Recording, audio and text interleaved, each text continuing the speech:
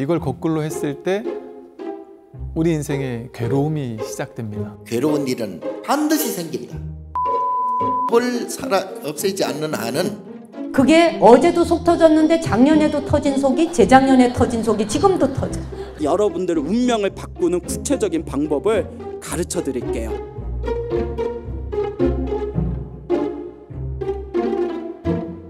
저는 지금 현재 가세가 기울어 바닥으로 떨어진 상태입니다. 제 죄가 크구나 생각하다가도 감당하기 너무 힘들어서 눈물이 떨어집니다. 세상 일은 이제 손 놓아버리고 싶기도 합니다. 저는 결국 다 버리는 게 답일까요? 절 좀 살려주세요. 살려드리겠습니다. 지금 살아있습니다. 살려드릴 것도 없이 지금 살아있다. 나는 살아있다. 살아있는 것만으로도 먼저 감사해야 됩니다.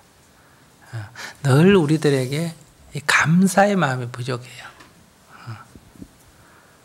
눈이 안 보이는 사람하고 같이 있어 보면 눈 있다는 거 진짜 감사한 일이죠. 또 귀가 안 들리는 사람하고 있어 보면 참 귀가 들린다는 게 얼마나 감사한 일입니까? 그래서 우리는 첫째 감사 기도를 할 줄 알아야 된다. 여러분들이 지금 어떤 상황에 처해 있든 여러분들이 이 정도 되면 감사해야 돼요. 입안에 씹히는 거 맛보고 집착해가지고 살아있는 것도 그냥 착 비워가지고 먹고 또 뜨거운 물에 집어여가지고 삶아 먹고 또 구워서 먹고 튀겨서 먹고 또 종류별로 잘라가지고 요것 좀 먹어보고 저것 좀 먹어보고 이게 인간이다. 근데 우리가 지옥에 가서 칼로 난도질을 당하고 뜨거운 물에 태워지고 뜨거운 물에 삼켜지고 한다 한들 우리가 항의할 일이 뭐가 있겠어요? 나는 그런 것을 평생을 그러고 살면서도 내 손톱 밑에 조그마한 가시만 베겨도 죽는다고 난리를 피운다. 그러니 우리가 알게 모르게 지은 인연의 과보는 마땅히 지옥에 떨어져야 된다. 병을 알아야 되고. 그러나 그래도 불보살님들이 계셔서 요만하게라도 교통을 갖고 살아가는 것은 정말 고마워해야 됩니다. 그래서 우리가 이 불보살의 은혜, 중생의 은혜에 대해서 첫째 고마운 마음이 있어야 돼. 그럼 이 고마운 마음을 낸다, 감사하는 마음을 낸다는 것은 심리적으로 이제 이런 얘기, 종교적인 걸 놔놓고 심리적으로 얘기하면 사고가 긍정적이 된다는 거예요. 사고가 생각이 긍정적이 된다, 마음이 긍정적으로 사물을 본다는 것은 몸에도 어때요? 늘 좋은 호르몬이, 기가 늘 살아나는 거예요. 얼굴에 늘 웃음기가 돌고, 그래서 인간관계도 좋아지는 거예요. 첫째, 내가 기가 있어야 됩니다. 늘 얼굴이 어둡고, 불평불만에 입이 툭 이렇게 나와 있고, 그러면 예뻐할 수가 없지 않습니까? 그런 데서 감사하는 마음을 내라 하는 것은 사실로 따져도 그렇고 그것이 현실적으로도 효용이 있다, 이런 얘기. 그 다음에 이제 기도를 하면 우리가 과거에 지은 인연의 과보가 있고 또 새로운 인연을 짓지 않습니까? 그죠? 근데 우리는 어떠냐? 과거에 빚을 져놓고 갚아야 되는데 이걸 안 갚으려고 그래요. 도망가. 과거에 복을 안 지어놓고 저축을 안 해놓고는 지금 자꾸 복 받으려고 그래. 그러니까 이거는 인연 과보에 맞지가 않다. 될 수가 없다 이 말이에요. 그러니까 피하려고 생각하시면 안 돼요. 기꺼이 받아들여야 된다. 안 받으려는데 법칙적으로 어쩔 수 없이 받아야 되는 게 괴롭겠어요. 받으려는 마음을 갖고 받는 게 더 괴롭겠어요? 덜 괴롭겠어요? 그러니까 똑같이 받더라도 마땅히 받을 거란 걸 알고 받으면 덜 괴롭겠죠. 안 받으려고 도망가니다가 받으면 괴롭다 이 말이에요. 그래서 우리에게 닥치는 일을 여러분들이 피하려고 하지 마라. 기꺼이 받아들여라. 그런 데서 정진을 딱 하면 자, 어차피 과거에 지은 과보, 즉 과거에 빚을 졌다면 다 갚아야 돼, 안 갚아야 돼? 조금씩 나눠 갚든 한꺼번에 갚든 어쨌든 다 갚아야지. 그러면 도망가려는 사람은 안 갚으려고 하거나 갚더라도 조금씩 갚으면 오래 갚아야 돼, 안 갚아야 돼? 오래 갚아야지. 그러니까 수행자라면 이건 뭐 조금씩 때가 오래 갚을 거 있어요. 그냥 한꺼번에 갚아보는 게 좋지. 어떻게 생각해? 확 갚아보고 치우는 게 안 좋아요? 그러니까 기도를 하면 재앙이 한꺼번에 오는 이유가 있어요. 기도를 하면 복이 오는 게 아니라 뭐가 온다? 재앙이 온다. 이상하죠? 근데 사실은 그거는 내가 빚을 갚을 준비가 돼 있으니까 그 정도 와도 내가 감당을 해내요? 못 해내요? 내지.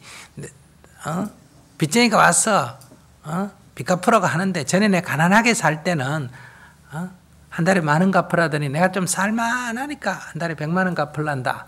이야, 100만 원 어때 갚나 하지만 100만 원 달라는 얘기는 내 살림살이가 좀 좋아졌다는 거야, 안 좋아졌다는 거야? 좋아졌다는 거야. 그게 기뻐해야 돼. 내가 그래도 어느 정도 사니까 그 정도 달라는 거 아니에요.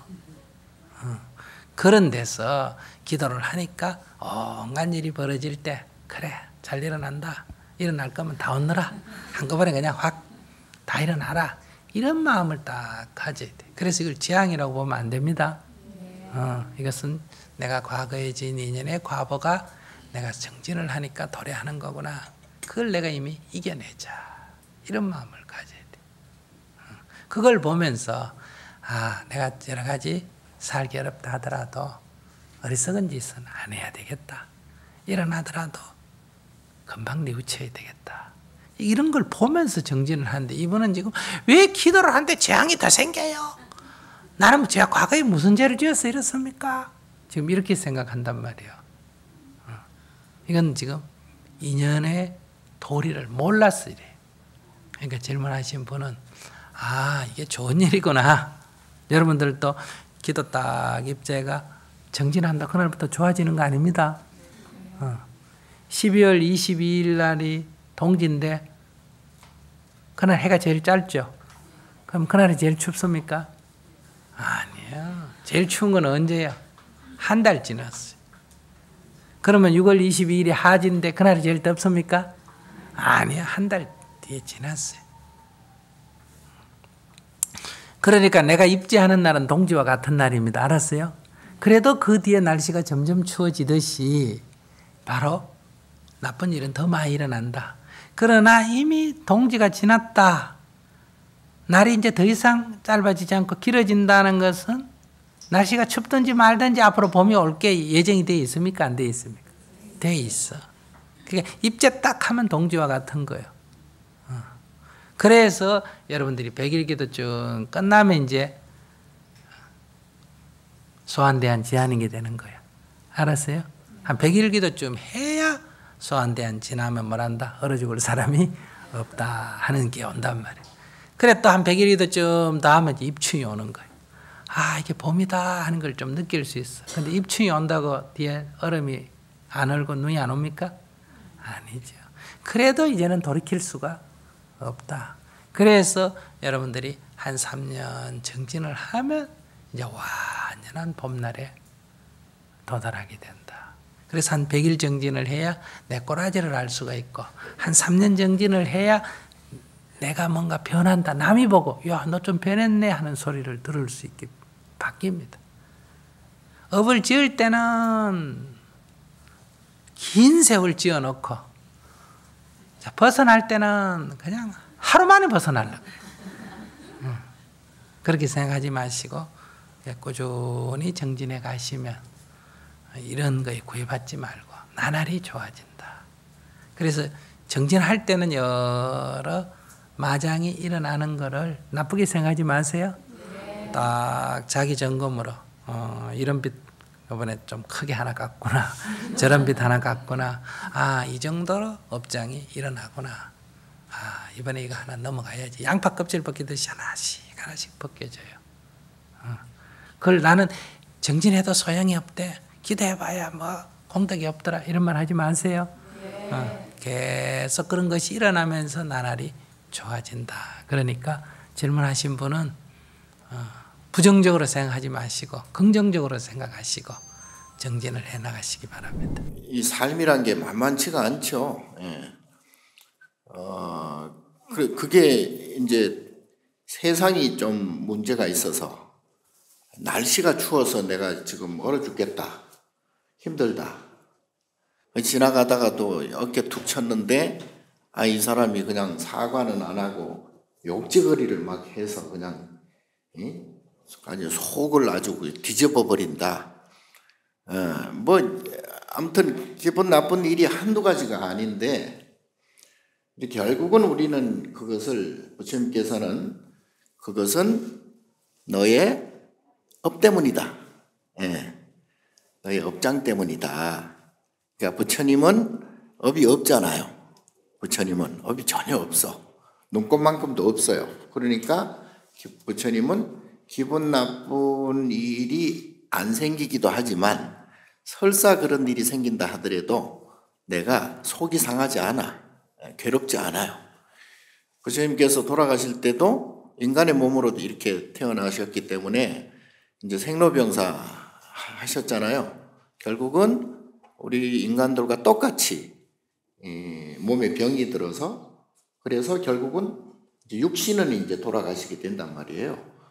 부처님이라 해서 뭐 영원히 육신이 사는 건 아니고 육신 덩어리는 그냥 지수화풍으로 이렇게 결합된 하나의 모양이기 때문에 그거는 언젠가 생로병사 하기 마련이야. 근데 이제 부처님은 그럼에도 불구하고 돌아가실 때 이제 춘다 공양을 받고 사실은 배탈이 나서 돌아가셨잖아요. 그럼에도 불구하고 누구를 원망하거나 또 내가 배탈이 나서 아프거나 내가 지금 그걸로 말미암아서 죽음을 맞이한다 해도 기분이 안 나빠. 속이 안 상하다 이 말이에요.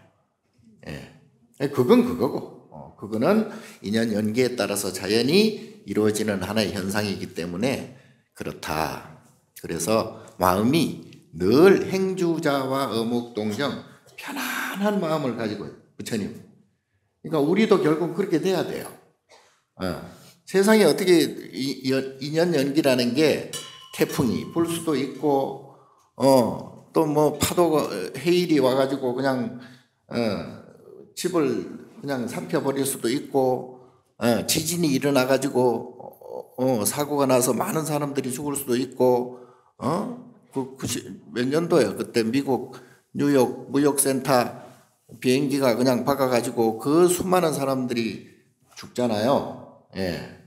이제 그런 현상들이 우리가 사는 이 동네에서는 어쩔 수 없이 벌어질 수밖에 없는 그러한 하나의 현상들이에요. 근데 그걸 일일이 내가 그걸 속상해하고 거기에 고통스러운 마음을 가지고 괴로운 마음을 가지고 그러다 보면은 내가 힘들어지잖아. 그래서 그건 그거고 내 마음은 내 마음이다. 안수정등이라고 들어봤죠? 모르는구나. 그 불설 비유경에 나온 얘기인데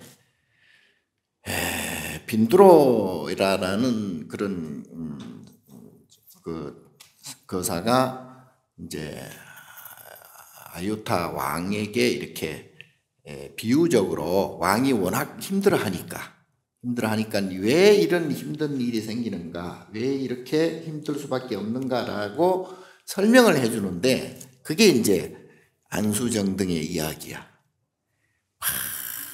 불이 나서 숯불에 오만 산천이 다 불이 타는데 도망을 쳐야지. 도망을 쳐가지고 나와 보니까 이런 벌판이 나와. 광야가 이렇게 나와. 아이고 살았다. 불을 피했으니까 이제 살았다. 숨을 쉬고 있는데 아이고 뭔 집채만한 코끼리가 막 자기한테 덮친단 말이야. 그러니까 막 쇠가 빠지게 그냥 막 도망을 쳐. 예. 도망을 치다 나중에 힘이 다 돼가지고 이제 결국은 코끼리한테 밟혀 죽겠거니 하고 하는데 마침 언덕 위에 나무가 하나 있는데 거기에 보니까 우물이 하나 있단 말이야. 우물이. 와서 어떻게 코끼리는 막 덮치고 그래서 우물로 그냥 뛰어 들어가는데 마침 등나무 줄기가 이렇게 우물에 이제 늘어져 있어서 그걸 그냥 잡고 우물에 안 떨어지려고 그냥 잡고 그냥 애를 쓰고 있는데 코끼리는 이제 우물 위에서 이제 나오기만 나와봐라. 아유, 근데 이렇게 보니까 이 우물 밑에는 그냥 동룡이 그냥 3마리가 혀를 날름거리고 옆에는 또 4마리 독사가 그냥 막 그냥 물려고 하고 또 그 중에 또 이 흰지 까만지가 이 등나무 줄기를 갉아먹고 있네. 그거 이제 갉아먹으면 자기는 떨어져 이제 동룡한테 이제 잡아먹히는 기라. 그래가지고 근데 그럼에도 불구하고 벌들이 이렇게 막 날아다니는데 벌들이 막 쏠려고도 하는데 벌집이 있는데 거기서 꿀이 떨어져. 그걸 해를 날름날름 받아먹었단 말이에요. 5방울을 받아먹었다나 뭐. 거기에 이제 너무 달아. 기분이 좋아. 그 위험한 그 상황에서도 떨어지는 꿀을 맛을 보니까 맛이 좋단 말이야. 거기에 도취돼 가지고 이 사람이 자기 죽을 줄 모르는 그런 그 전체적인 현상을 비유적으로 말씀을 했는데 그 뜻이 뭐냐 하면 불이 난 거는 우리가 지금 살고 있는 이 세상이죠. 호떡집에 불 나듯이 그냥 하루하루가 우리가 사는 게 참 버거울 정도로 그렇게 이제 굉장히 힘든 삶을 살고 있는데 그걸 피하려고 하다 보니까 광야가 나왔단 말이야. 이제 광야는 그것은 이 하나의 시간을 얘기하는 거야. 시간을. 살고 있는 우리가 이제 안심하고 살았다 하고 이제 숨을 쉬는 동시에 그 코끼리라는 그 시간이 덮친단 말이에요. 이제 뭐 연세들 좀 드신 분들 느끼겠지만은 시간이 점점 빨리 가잖아요. 그러니까 50대 되면 뭐 50km로 가고 60대 되면 60km로 가고 시간이란 게 그만큼 점점 빨리 간단 말이에요. 그만큼 죽음이 가까웠다 그런 뜻이죠. 그래서 그 코끼리는 시간을 뜻하고 밑에 3마리 독은 뭐예요? 동룡은 뭐야? 이게 이제 삼독심이라고 그래. 탐심, 진심, 시심. 내가 늘 여러분께 말씀드렸다시피 우리 업장이란 게 그게 이제 탐진치 삼독심이에요. 삼독심이 없으면 이제 업장이 사라진 거고 탐독심이 있으면 업이 생긴 거야. 업이 있는 거예요. 그러니까 삼독심이 있다는 것은 욕심이 있다는 얘기고 기분 나쁘면 성질 내는 그 진심이 있다는 얘기고 그리고 이제 마음대로 잘 안 되니까 머리를 자꾸 굴려. 잔머리를 이리 굴리고 저리 굴리고 이제 그게 이제 치심이야. 어리석은 마음이라 그래서 이 탐진치 삼독심 삼동룡은 그걸 뜻하고 4마리 독사는 지수하풍 또는 생로병사를 뜻한다 이 말이에요. 그러니까 하나님 만만한 게 녹록지가 않죠. 그리고 이제 이 5방울 꿀은 뭐예요? 오용락이라 그래가지고 인간이 가지고 있는 기본적인 본능, 기본적인 욕심이야. 잠을 자야 되잖아요. 수면욕이라고 그래요. 먹어야 되잖아. 식욕이잖아. 그리고 재산을 모아야 되잖아. 재욕, 재산욕. 그리고 가장 욕심 중에 골치 아픈 게 뭐냐? 명예욕이에요. 명예욕. 명예욕이 이게 내가 뭘 높은 자리를 차지한다, 권력을 차지한다 이런 뜻도 되겠지만 자존심이에요. 자존심. 응? 남이 나를 안 알아주면 그것만큼 기분 나쁜 게 없어. 예. 아무리 재산이 많고 아무리 환경이 좋은 사람도 그냥 그 자기를 그냥 자존심을 짓밟아 버리면 그때는 그냥 못 참는단 말이에요. 예.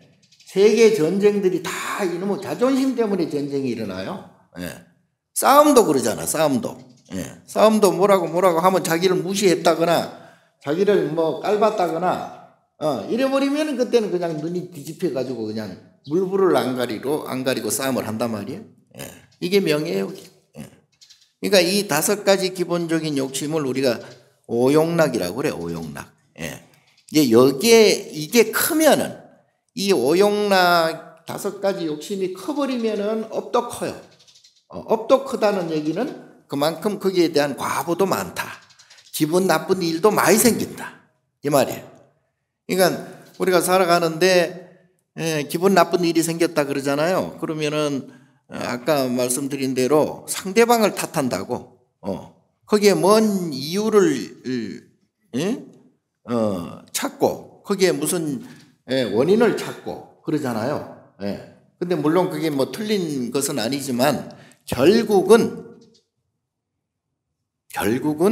내가 가지고 있는 업이 그렇게 만들어버려. 예. 기분 나쁜 사람을 만나게 될 수밖에 없고 또 사업을 해서 망해가지고 내가 기분이 나쁠 수밖에 없는 것도 다 내 업작용이라. 업이 큰 사람들은 기분 나쁜 일이 많이 생기고 고통스러운 일이 많이 생기고 괴로운 일이 많이 생긴다 이 말이에요. 그게 그런 일들이 우연히 생기는 게 아니다 이 말이에요. 예. 그러니까 맨날 우리가 기도할 때 업장소멸 하는 게 바로 그 말이에요. 예.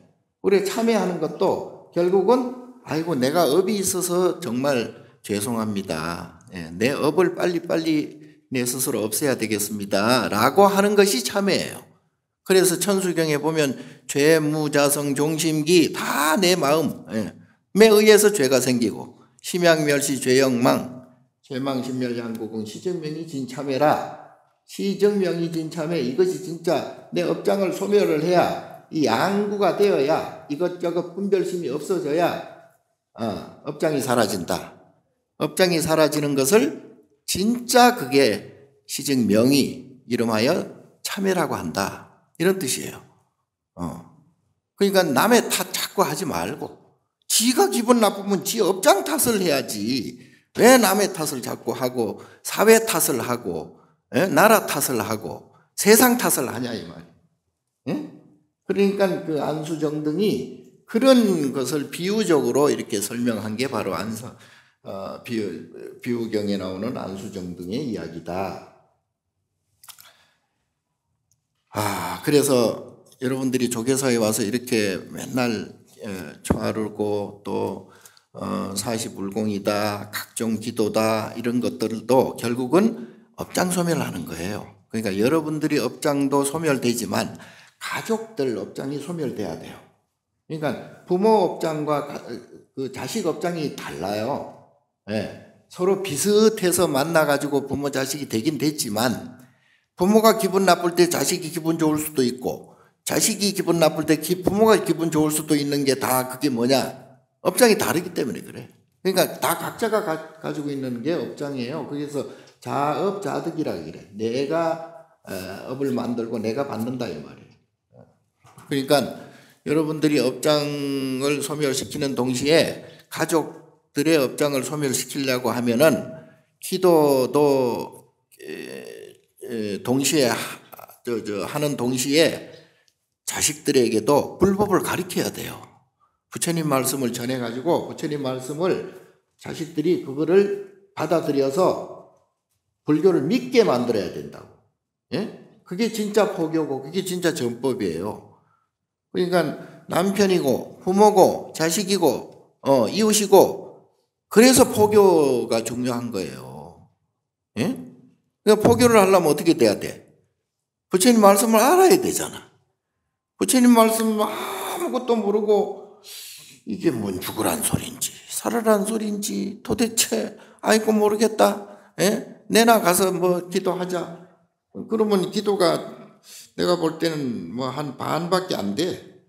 반이나 될란가 모르겠네. 3분의 1밖에 안 돼. 배휴라는 사람 분이 당나라 때 굉장히 큰 그 스님들 못지않은 그런 이제 부처님 제자예요. 당나라 정승도 했는데, 근데 이제 어릴 때 동생을 잃어먹었어요. 쌍둥이 동생이야. 쌍둥이 동생인데 이제 나중에 이제 자기가 먼저 세상에 나오고 그 다음에 이제 동생이 나왔는데, 그 쌍둥이 동생이 이제 이게 곱사라 그러잖아. 등에 이렇게 등이 약간 굽어가지고 그런 특징을 가지고 있어요. 그래서 자기가 정승이 될 때까지 그렇게 찾아 헤맸는데, 하루는 황하강을 이렇게 건너는데 뱃사공이, 자기가 탄 뱃사공이 곱사야, 곱사. 그래서 이렇게 보고 저렇게 봐도 나하고 많이 닮았어. 그래가지고 이제 뱃사공한테 물었어. 혹시 당신 이름이 배탁이 아니냐? 동생 이름이 배탁이야. 물으니까 그렇다고 그래. 쳐다보지도 않아? 아니, 당연히 지 이름을 아는 사람 같으면 보통 이래 쳐다봐야 될 거 아니야? 쳐다보지도 않고 그냥, 아니, 그렇소만. 아니, 그러면 너가 내 동생 아니냐? 응? 그렇소만. 아니, 그러면 네가 내가 그렇게 너를 찾아서 평생을 헤맸는데, 아니, 형을 봤으면은 그래도 보기라도 해야 될 거 아니냐? 뭐 그러던지요. 아니, 아무 표정이 없어. 아니, 근데 내가 그래도 소위 한 나라의 정승인데, 아니, 나를 찾아왔으면 그래도 이보단 생활이 나을 거 아니냐? 그랬더니 배탁이 하는 말이, 형은 형의 업이 있고 나는 나의 업이 있습니다. 내가 형을 찾아가서 잘 된다 한들 나의 괴로움의 고업이 사라지겠느냐? 그건 안 사라진다 이 말이에요. 그건 뱃사공을 하든 형 밑에 있든 또는 뭐 벼슬을 하든 부자로 살든 거렁뱅이로 살든 나의 괴로움은 그거는 변하지 않는다. 나의 괴로움 고업을 없애려면은 역시 기도하고 참선하고 육바라밀행을 해야 그게 나의 업장이 소멸되지, 그냥 가만히 있어가지고는 업장은 소멸은 그냥 점점 업이 더 커진다 이 말이에요. 업이 커진다는 것은 내가 괴로운 일이 많이 생긴다 이 말이지. 그러니까 아무리 지가 잘났어도, 아무리 지가 똑똑해도, 아무리 권력과 명예와 돈과 이런 걸 많이 가졌어도 본인이 가지고 있는 고업, 괴로운 업을 없애지 않는 한은 괴로운 일은 반드시 생긴다. 그건 누구 탓도 아니다. 그러니까 업장 소멸을 하려면 열심히 기도하고 열심히 육바라밀행을 해야 돼요. 그렇지 않으면은 아무리 머리를 쓰고 잔머리를 굴리고 아무리 지 잘났다고 해도 아무 소용없습니다. 지 업에 치여서 결국은 죽어요. 그러면 지 업에 치여서 결국은 죽으면 나중에는 육신은 사라지고 뭐가 남아? 업식만 남아. 우리가 소위 영혼이라고 하는, 귀신이라고 하는 그 업식만 남아. 그 업식이 뭐요? 짐승에 붙으면 짐승이 되지만 그 업의 고통을 받아야 되고, 지옥에 아니면 사막도에 떨어져 가지고 자기가 가지고 있는 업의 고통을 받아야 된다 이 말이에요. 이거는 돈으로 해결될 문제도 아니고, 명예로 해결될 문제도 아니고, 권력으로 해결될 문제도 아니다 이 말이에요. 본인 업은 본인이 감당을 해야 돼요. 그러니까 그거를 업장을 소멸하려면 뭐니 해도 기도 열심히 하고 육바라밀행을 해야 된다. 육바라밀행을 하지 않으면 업이 없어지지 않습니다. 잔머리 굴려가지고 될 일이 아니에요. 예. 자, 그래서 오늘은 육바람이라 아시죠? 뭐요? 모르는구만. 보시, 시계, 인욕, 정진, 선정, 지혜. 이제 보시 중에는 이렇게 기도하고 불전 놓고 기도금 내고 절에 불사하는데 시주하고 이런 게 첫 번째 보시 중에 법보시라 그래가지고 그렇게 해야 이제 이런 법당도 짓고 부처님도 모시고 막 이렇게 많은 사람들에게 부처님의 말씀을 전할 수가 있으니까. 예. 거기에 이제 보시하는 게 첫 번째 좋은 보시예요. 법보시라고 그러지. 예.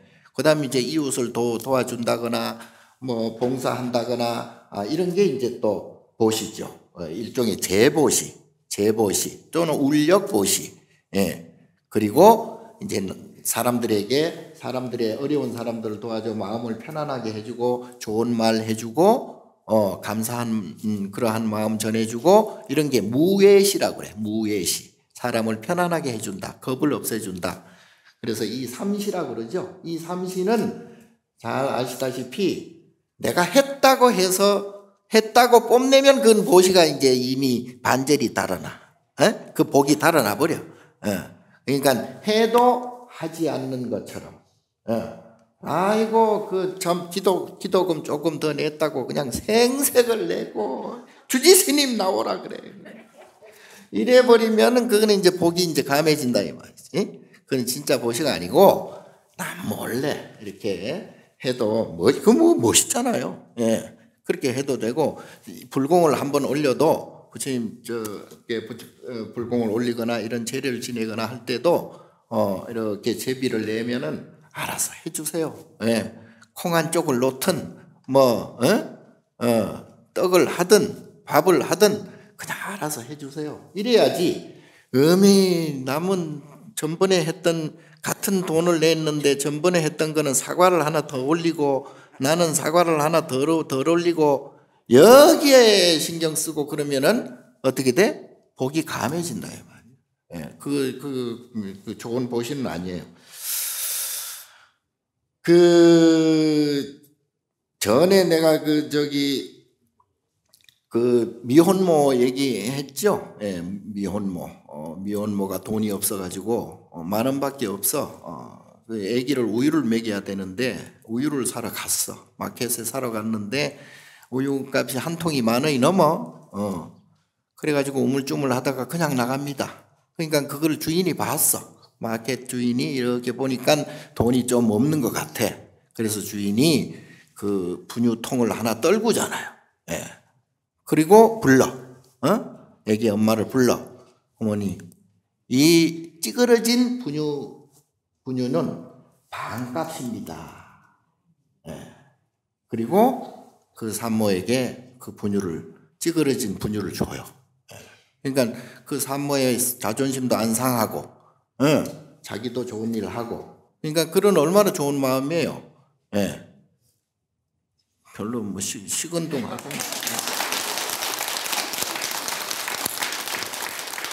자, 그래서 여러분들은 시시때 때 어려운 일이 일어나더라도 이거는 나의 참 업장이구나, 내가 업장을 소멸하는 일이로구나 하고 거기에 대해서 성질내지 말고 덜 기분 나빠하고 성질내지 말고 그걸 그대로 잘 받아들이면서 인욕하면서 지내다 보면은 본인의 업장이 점점 줄어들어요. 그러면은 안 좋은 일이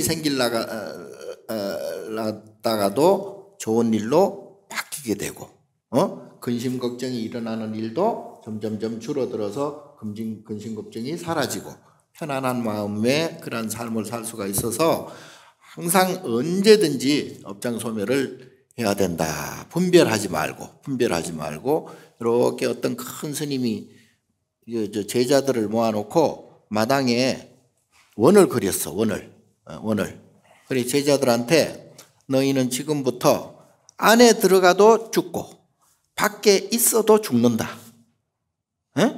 그러니까 해 떨어지기 전에 이 문제를 해결해라. 안 그러면 너들 다 죽는다. 그러고 이제 가셨어. 밤새도록 하루 종일 이 제자들이 머리를 굴려도 방법이 없네, 방법이. 예. 원 안에 들어가도 죽고 밖에 있어도 죽는다는데 그럼 어떻게? 뭐 공중에 떠 있나? 어떻게? 잔머리는 있어가지고.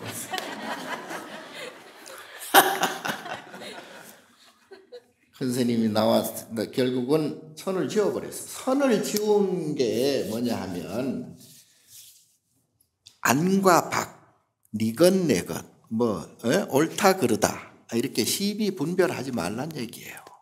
예. 아니든 바뀌든. 예.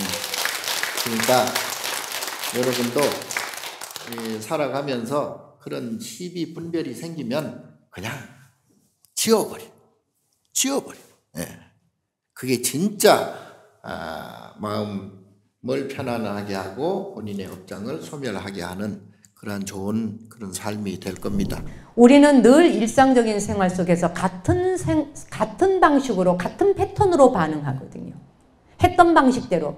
그리고 우리가 주고받는 말들도 보세요. 아내가 남편에게, 남편이 아내에게, 부모가 자식에게, 자식이 부모에게 주고받는 말의 패턴이 봉은사에 와서 1년을 기도를 했는데도 똑같은 말을 하고 있다. 집에 돌아가면. 그렇죠? 네. 여기에 불교 학교에 공부해가지고 3년 졸업을 했어. 졸업을 했는데도 내 스타일은 전혀 달라지지 않고 반응은 똑같이 하고 있단 말이지. 아마 그런 자신을 보게 될 거예요. 저 사람이 나를 화나게 하니까 나는 화를 내는 게 당연해. 그렇죠? 또 남편이 뭐 술 마시고 와가지고서는 막 헛소리하고 돈 아무 데나 쓰고 카드 막 끊고 오고 이러면은 너는 이렇게밖에 못 사는 사람이니? 라고 하는 말이 했던 말을 또 하게 돼. 계속. 그죠? 우리의 삶에 있어서 반응 자체가 달라지지 않아요. 맨날 했던 반응으로 다른 차원으로 가는 반응이라는 건 써먹어 본 적이 없는 거예요. 왜? 습관화되어져 있고 맨날 썼던 것이 가장 쉽기 때문에. 그러니까 늘 그 방식으로 돼요.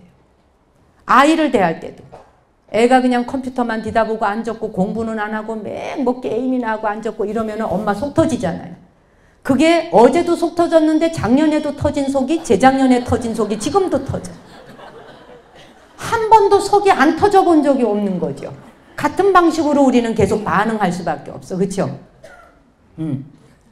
근데 아이의 영혼 속에 들어가 보면 그 아이의 영혼 안에서는 그것만큼 자기 인생을 사로잡는 재미거리가 없는 거야. 왜? 인간은 재미없는 쪽을 향해서 가고 싶질 않아요. 재미있는 쪽을 보고 싶단 말이에요. 자기가 출가해서 부처님의 길을 가겠다 했을 적에는 그거 다 버리고 가야 되겠다고 용단을 내겠지만 어차피 세상에 와서 한번 재미있게 놀다 가는 거라고 생각할 수 있잖아요. 그러다 보니까 안 맞는 말과 안 맞는 행동, 그러니까 부모님은 계속 속상하고 자기가 뭔가 잘못된 것 같은 거라. 그러다 보니까 스스로에게 대해서도 어떻게 반응하느냐? 남한테도 그렇게 같은 식으로 반응하고 자기 자신에 대해서도 맨날 같은 식으로 반응해. 그러다 보니까 장롱 속에 집어넣어놓은 옛 이야기를 다시 끄집어내갖고 먼지 툭툭툭 털어갖고 또 했던 말 또 하고 했던 말 또 하고. 과거 왕년에 내가 어떻게 살았냐 하면 과거 왕년에 내가 어떻게 정말 이 과정과 고비를 넘겨왔느냐 하면 그래서 내가 살아온 날에 대한 이야기를 하면 소설로 아마 10권은 될 것이다. 이 말 안 해본 사람 손 들어봐요. 내 스토리를 소설로 쓴다면 적어도 3권 이상, 응? 아니면 태백산맥처럼 장쾌한 소설이 될 것이다 라고 말할 만큼 우리는 과거에 지나간 말을 읊조리면서 자기를 계속 회상하면서 육도의 그 자리에서 계속 맴돌게 만든다. 벗어나지질 않는 거예요. 그냥. 그러니까 나는 그냥 그 자리에 맴도는 사람일 뿐이지 한 걸음 나아가 보질 않는 거예요. 근데 이제 절에서 뭐 100일 기도를 한다네. 그 100일 기도를 와서 하고 나니까 인물도 훤해지지. 화장품 안 발라도 막 인상 달라지죠. 눈빛이 일단 달라집니다. 그러다 보니까 사람들이 쳐다보면서 와 100일 기도하고 나더니 당신 진짜 얼굴 멋있네요 라고 이야기하는 게 달라진 것 같아. 그런데 요게 배터리가 며칠가냐? 딱 72시간.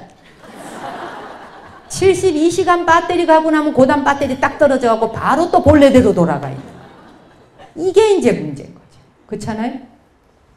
그래서 내가 한 차원, 7걸음을 걷는데 육도로부터 윤회하는 6걸음 가서 돌아왔다 또 가고 돌아왔다 또 가고 육도를 왔다리 갔다리 하자 하루 종일.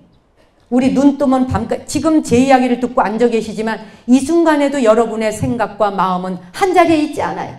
육도의 세계를 오르락 내리락 사다리를 타고 갔다 왔다 앉아서도 피곤한 거예요. 지금 졸려 죽겠어요.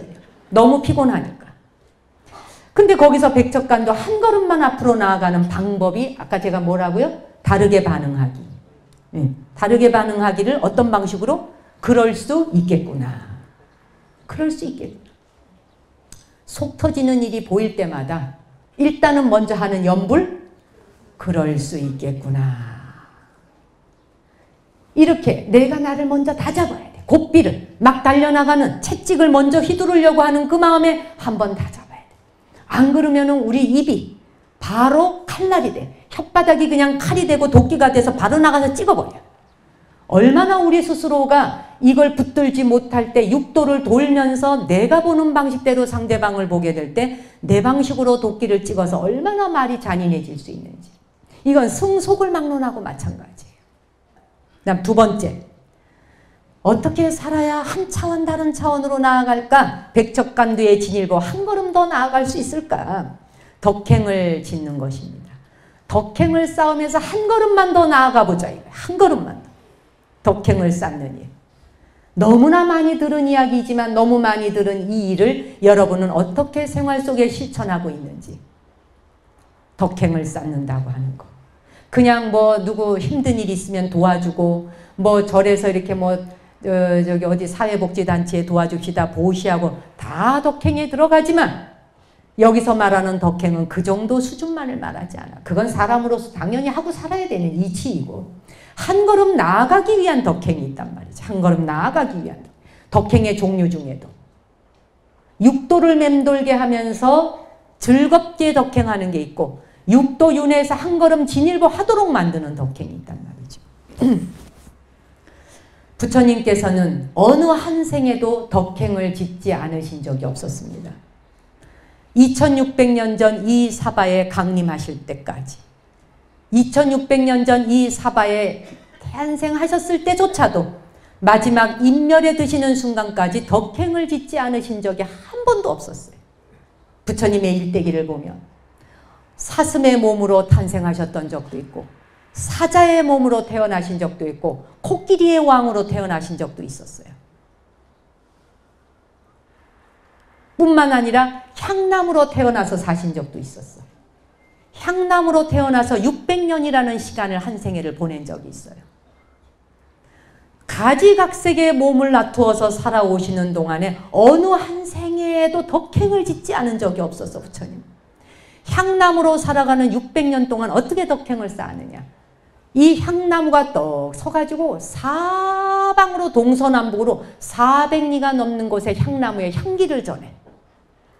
향나무의 향기를 전해서 그 향나무의 향기를 맡기만 해도 심이신이 다 고달픔이 사라지게 만들었어. 만생명과 만중생에 안식을 주었단 말이야. 어떤 몸으로 나투어 살 때조차도 덕행을 멈추신 적이 없다는 사실. 이게 바로 한 걸음 백척간두 진일보하는 것이더란 말이지. 육도로부터 육도 윤회 세계로부터 벗어나는 바로 한 걸음. 요 한 걸음이 바로 어느 생애를 허락되어 살 때조차도 덕행을 놓치지 않고자 발언하고 원력 세워야 되더라. 하기 힘들어도 거듭거듭 해야 돼. 매일 매순간. 매일 매순간 거듭거듭 내 안에 불성을 싹 틔우기 위해서는 존중과 자비심이 없이는 상대방과 자신을 존중하는 마음과 자비의 마음이 없이는 이게 싹 틔워지지 않더란 말이죠. 사리불 존자와 부처님께서 2600년 전에 만났어요. 스승과 제자 관계로. 이 스승과 제자로 만나기 직전 전생에 무슨 일이 있었느냐. 어떻게 이 두 분이 스승과 제자로 만날 수 있었던가. 사리불 존자의 일대기를 보면 그런 이야기가 있어요. 사리불 존자가 한 생 전에 석가모니 부처님을 만나기 이전에 하루는 텅 빈 법당에 들어가서 빈 법당에 어둠이 내리는 시간에 호롱불을 밝혀놓고 호롱불을 밝히고 거기에서 자기가 떨어진 신발에 밑창을 깁고 있었어요. 바느질을 하면서. 신발 밑창을 깁고 있는데 거기에는 그 대웅전 안에 부처님이 그려져 있는 벽화가 턱 있는 거라. 그 부처님이 그려져 있는 벽화가 있는데 신발 밑창을 깁다가 허리를 잠시 펴가지고 이렇게 보니까 호롱불 불빛에 비춰진 저 벽화에 부처님의 존상이 탁 나타나는데 너무도 아름다워. 그 사리불 존자가 그때 고개를 들어 그 벽화를 바라보면서 참으로 훌륭하시도다. 내가 어떻게 하면은 저렇게 아름다운 분, 이렇게 멋진 분을 내 눈으로 직접 뵐 수 있는 그런 영광이 온다면 좋겠다. 이 말 한 번. 그 인연으로 2600년 전 부처님의 제자로 한 생애를 사시게 되고 니르바나를 성취하시게 된 거예요. 그냥 부처님 한번 우러러 뵙기만 해도 저런 분을 내가 직접 뵐 수 있다면 얼마나 좋을까.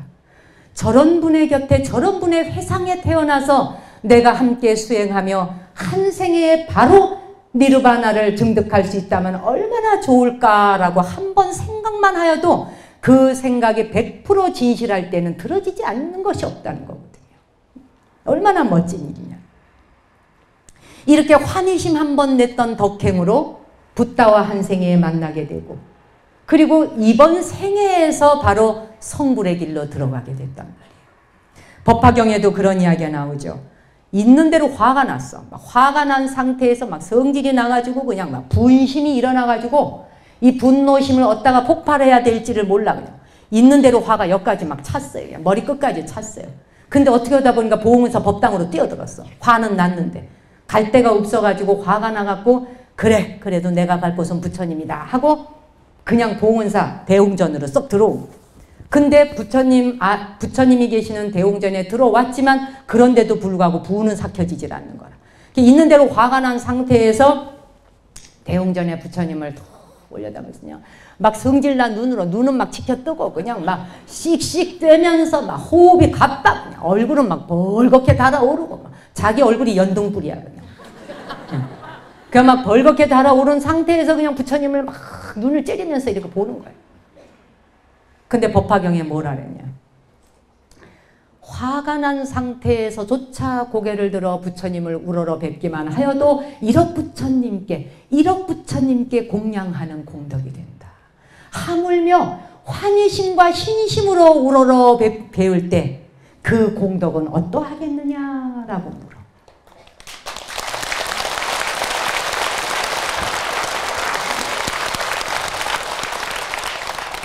그러니 그 덕행을 짓는 단 한 걸음은 그렇게 어려운 게 아니에요. 여러분한테도 제가 여러 번 말씀을 드렸지만 근심이 오고 걱정이 오고 불안이 오고 두려움이 오면 두려움이나 걱정이나 근심이나 불안이라고 하는 이런 감정들은 우리를 가만히 내버려 두지 않습니다. 블랙홀에 빨려들듯이 빨아먹어요. 만족하지 않습니다. 그렇죠? 두려움 이만하면 되었다라고 말하지 않아요. 불안 이만하면 되었어. 이제 그만 불안해도 돼라고 하지 않아요. 불안이 한번 밀려오기 시작하면 어디서 멈춰야 될지 그렇죠? 브레이크가 고장난 자동차처럼 달려가잖아요. 그러니 이 모든 것들을 다 삼키고도 결코 만족하지 못하는 감정이 불안이요 두려움이요 근심이요 걱정이에요. 근데 이런 감정들을 멈출 수 있는 것이 바로 무엇인가? 아까 이야기한 그런 식으로 부처님을 우러러 뵙는 것뿐이 아니라 나 자신 눈앞에 보이는 모든 상대들을 다 화가 난 상태에서도 그 사람을 우러러 보기만 하여도 이 상대방이 나를 비춰주는 거울이거든. 우리가 4월 초파일 부처님 오신 날 가까운다고 등을 왜 달겠습니까? 그냥 뭐 동네 보기 좋으라고 달거나 밤에 그저 등불 보기 좋으라고 사탕알 달듯이 다는 건 아니잖아요. 그죠? 서로가 서로에게 비춰주는 등불이 되어라. 이 사람은 나의 등불이요 나는 이 사람의 등불이 되기 때문에 내 말 한마디와 내 행동 하나가 모든 것들이 고귀하고 위의를 갖추고 거룩해야 돼. 오늘 당장 내가 그렇게 하지 못했다 해도 부처님은 고귀하고 위의를 갖추어 사신 어른이시니 그분의 모습을 닮고 싶어서 내가 불자가 되었으니 그분을 닮고 싶어 출가자가 되었으니 그분은 이런 순간에 어떻게 하셨을까를 생각하며 그 길로 나아가 보자는 거죠. 내 인격은 내가 만들어가야 돼. 내가 경영해야 된다는 말이에요. 그래서 각자가 CEO가 되라는 거예요. 우리는 얼마든지 죄를 지을 수 있지만 죄를 지을 수 있는 순간에 죄를 안 짓는 것도 자신이 할 수 있어요. 화가 나서 내뱉는 말 분노심에서 욕설을 할 수 있지만 안 할 수 있는 것 또한 내가 할 수 있는 거란 말이죠. 세상에는 할 수 있는 것만 있는 게 아니에요. 안 할 수 있는 자유도 있는 거예요. 우리 안에는 할 수 있는 의지와 하지 않을 수 있는 의지도 있다. 하고 싶은 대로 내지르는 것은 육도를 윤회하는 중생노름이지만 하고 싶지만 안 할 수 있는 그 한 번에 탁 찰나에 그냥 금강처럼 번뜩하고 칼을 잘라버릴 수 있는 능력. 응? 금강반야바라밀. 번개가 내리쳐서 바로 그냥 짜자작 잘라버리는 거라 그랬잖아요. 그죠? 절단 내리듯이.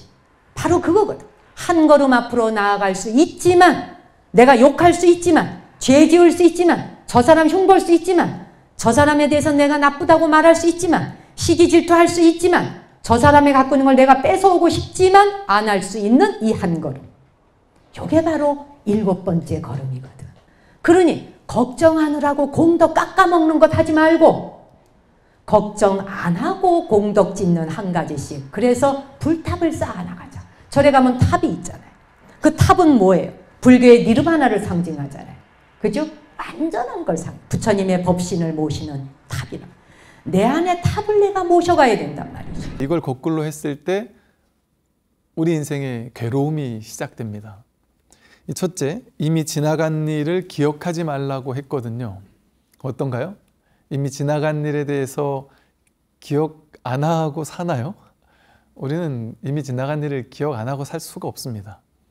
이 말은 말라 이렇게 되니까 뭔가 좀 이렇게 좀 부담스러운 가르침처럼 느껴질 수도 있는데, 이 말을 이제 우리가 잘 헤아려야 돼요. 말이라는 것은 짧은 말 속에 그 참된 의미를 다 담아낼 수 없다 보니까 이렇게 그냥 심플하게 표현을 한 거예요.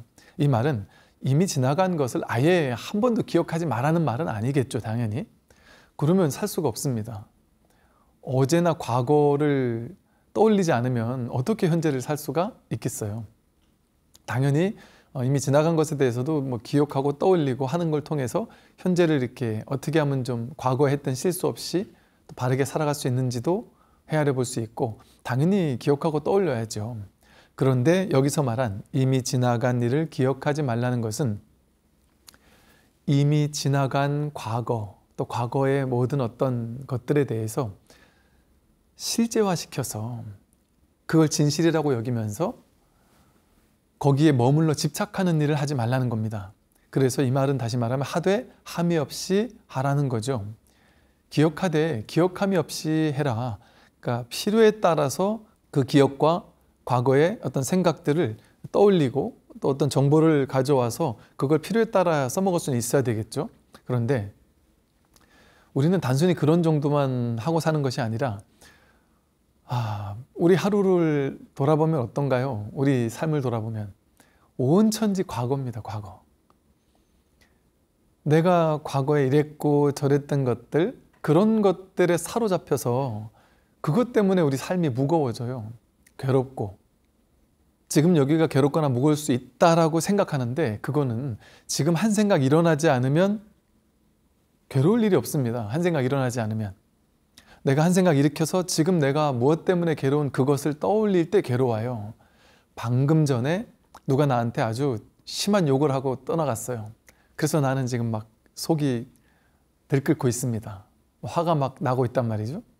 근데 그 방금 전 이미 지나갔던 그 기억, 그 사람이 나한테 시컷 욕을 해주고 떠나갔던 그 기억을 떠올려야만 지금 내가 화날 수가 있어요. 그 과거와 연결되어서만 지금 그 화가 여전히 지금까지 남아있을 수 있는 것이죠. 그러면 지금 여기의 진실은 뭘까요? 내가 과거를 떠올려서 한 생각 일으켜야지만 괴롭다면 그거는 한 생각 일으켰을 때 일어나는 거잖아요. 근데 그건 과거 이미 지나간 것이니까 허상이잖아요. 그게 왜 허상이냐? 과거에 예를 들어 그 이미 지나간 그 과거에 그 욕을 나에게 했는데 내가 언제나 그 욕을 먹으면 괴로울까요? 그게 실체가 있다면 그 욕을 먹으면 나는 언제나 괴로워야 되거든요. 근데 우리가 마음이 활짝 열려 있을 때, 아주 기쁜 일이 있을 때 누가 나한테 욕을 했다. 그럼 별로 안 괴로워요. 그리고 또 똑같은 욕을 했는데 내가 마음속에서 저 사람은 원래 저런 사람이야 라고 이렇게 좀 무시하는 사람이 나한테 욕을 했다. 그러면 저 사람 원래 저런 사람이니까 하고 그다지 영향을 미치지 않습니다. 근데 내가 마음속에서 저 사람은 정말 중요한 사람이다. 내 인생에서 아주 좀 중요한 사람이거나 어떤 그 사람에 대해서 내가 마음으로 의무부여를 해놓게 되었을 때 그 사람이 나를 욕하면 남들이 나를 욕할 때보다 훨씬 더 괴롭겠죠. 그러면 그 욕설 자체가 괴로움이냔 말이에요. 내가 그 이미 지나간 과거에 대해서 내 나름 분별을 해서 의미부여를 해서 그 지나간 과거마다 전부 다 분별을 하고 있어요. 중요도를 부여하고 있고 심각성을 부여하고 있고 그것에 어떤 집착과 이런 것들을 부여하고 있단 말이죠. 그것 자체가 실체가 없다는 말입니다. 이것이. 왜냐하면 이미 지나간 그 과거, 그 욕설, 그것이 언제나 나를 괴롭히는 건 아니기 때문에 그것 자체가 괴로움은 아니라는 말이죠. 지금 나에게 달린 일이라는 소리죠. 그 욕설만 그럴까요? 지금까지 지나왔던 여러분 인생에서 지금 여러분 나이만큼의 과거를 지나왔지 않습니까? 많은 사람들이 지금 사는 게 힘든 이유는 뭘까요? 지나온 과거가 지금 나를 짓누르고 있기 때문입니다.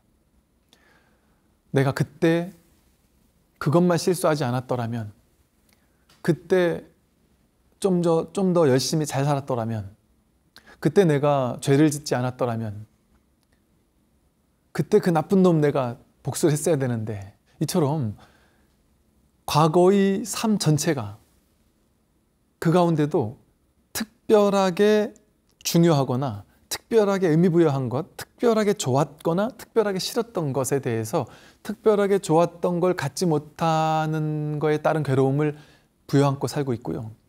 특별하게 싫은 것에 대해서 내가 밀쳐내지 못한 괴로움, 이런 것들을 부여안고 있습니다. 그러면서 과거를 떠올리면서 내가 옛날에는 잘 나갔는데 하면서 지금 못난 나를 비교하면서 괴로워한단 말이죠.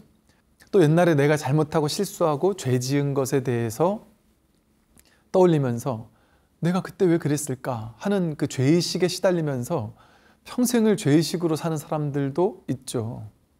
그 과거가 나를 짓누르고 있는 거예요. 그 사람은 진짜로 삶을 사는 게 아닙니다. 진여를 사는 게 아니에요. 마하무드라를 사는 게 아니에요. 진짜 내 눈앞에 진실을 살고 있는 게 아니에요. 진짜 생생한 정말 살아있는 이 삶이 전혀 무게감 없는 그 어떤 좋거나 나쁜 분별이 없는 텅 빈 이 진실이라는, 아까 이 틸로빠가 마하무드라라고 얘기했다고 하는 이 참된 진실이 눈앞에 온전히 100% 지금 여기에서 완전하게 주어져 있거든요. 근데 우리는 뭐 때문에? 첫 번째 가장 큰 것이 뭐겠어요? 과거에 살아왔던 그 삶에서 내가 켜켜이 쌓아놓았던 잘한 거, 못한 거, 옳았던 것, 그르다고 생각했던 것, 그 모든 것들을 기억으로 붙잡고 있으면서 그걸 실제화시켜요. 그래서 현실을 살지 못하고 과거를 살고 있습니다.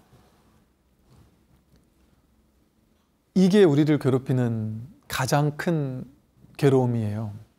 그런데 왜 그렇게 과거를 기억할 필요 없을까요? 과거는 진실이 아닙니다. 기억 속에만 있어요. 그런데 그 기억도 그 당시 그 과거에 내가 그 과거에 일어났던 그 일에 대해서 분별한 것, 진실이 아니라 내가 분별해서 좋다거나 나쁘다라고 허망한 망상을 덮여 씌운 거예요. 그걸 내가 쥐고 있는 겁니다. 그러니 그것이 어떻게 진실하다고 할 수 있어요? 그냥 기억 속에서 그렇다라고 해석된 것일 뿐이거든요. 그러니까 또 하나 왜 진실하지 못할까요? 그 과거를 다시 가서 살 수 있습니까? 단 1초라도 여러분이 이미 지나간 과거를 가서 살다가 올 수 있을까요? 언제나 지금이라는, 태어나서 지금까지 여러분 50년, 60년, 70년 살면서 100% 지금을 살았을 뿐이에요. 지금을.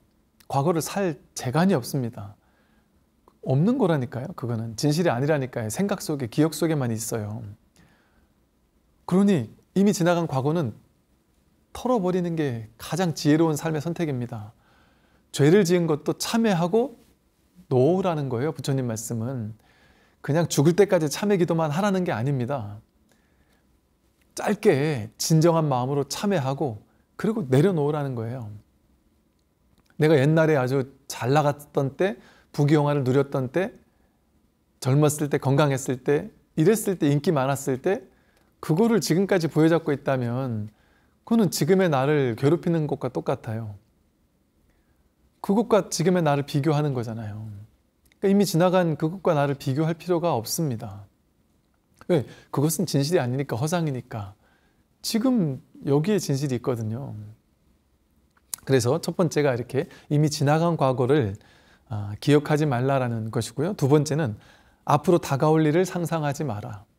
자기가 자기 미래를 엄청나게 무겁게 만들고 있어요. 우리 인생이 왜 가볍지 않을까요? 과거와 미래 때문에 가볍지 않은 거예요. 우리는 이제 이 뇌과학에서도 머릿속에는 항상 부정적인 생각이 주로 일어난다고 그러잖아요. 항상 우리는 긍정적인 사람조차 긍정적인 사고방식으로 나는 살아 이렇게 얘기는 하지만 사실은 긍정적인 사고방식으로 사는 사람이 그렇게 많지 않습니다. 왜냐하면 분별의 구조는 분별했다 하면 그 분별 자체가 부정적인 거예요. 긍정, 부정 나눠놓고 그 중에 긍정을 선택하라는 얘기가 아니라 분별하는 건 부정적인 거예요. 분별하지 않는 게 좋은 일이란 말이죠. 근데 우리는 무조건 분별한단 말이야. 무조건 분별하기 때문에 한 생각 일으키면 무조건 우리를 괴롭혀요. 우리는 항상 내일 어떤 일이 벌어지면 어쩌지? 심지어요, 여러분, 좋은 일이 벌어지잖아요. 내가 막 승승장구하고 있잖아요. 내가 막 무엇이든 자식도 잘 되고 남편도 잘 되고 우리 집도 잘 되고 모든 게 막 완벽하게 이렇게 주어져 있어요. 내 인생에서 가장 행복한 순간이 탁 벌어지고 있습니다. 그럴 때 두려워합니다, 사람들을. 그럴 때 행복하지 못해요. 그 행복한 순간을 느끼고 누리고 만끽하지 못합니다. 이미 주어져 있는, 지금 이미 와 있는 행복조차 만끽하지 못해요. 누리지 못해요. 그건 지금 그것이 와 있잖아요. 그 행복이 와 있잖아요. 행복하라고 온 거거든요. 나에게 찾아온 그 행복이 지금 진실로 온 거거든요. 그럼 마음껏 행복을 즐기면 됩니다. 지금 내 앞에 행복이 왔다면 그 행복을 아무 일으키는 생각 없이 마음껏 누려도 좋다. 그걸 누리라고 지금 그것이 왔잖아요. 그것이 진실이잖아요. 근데 우리는 행복이 왔을 때 그 행복을 못 누립니다. 100% 거의. 다 두려워하더라고요. 이 행복이 언제 깨지지 않을까? 내가 지금 좋은 일이 있는 거 보니까 분명히 얼마 안 있다가 나쁜 일이 올래나 봐. 이렇게 생각하고 산다니까요, 사람들은. 이게 이상하다 그래요. 스님, 요즘에 마음 공부를 해서 정말 그동안 내가 가졌던 괴로움이 정말 한 생각에서 일어났다라는 사실을 알았습니다. 내가 집착을 탁 내려놓고 났더니 뭔가 기대하고 바라는 거 없이 사니까 그냥 이렇게 행복하네요. 그러면서 막 너무 행복하다 그래요? 근데 스님, 불안해요. 이래도 됩니까? 이렇게 행복해도 되나요? 이렇게 문제없이 살아도 될까요? 이 질문을 해요. 왜 그럴까요? 그 분별의 업습이 그렇게 살아본 적이 없어요. 그렇게 살라는 말을 어디서도 들어본 적이 없습니다.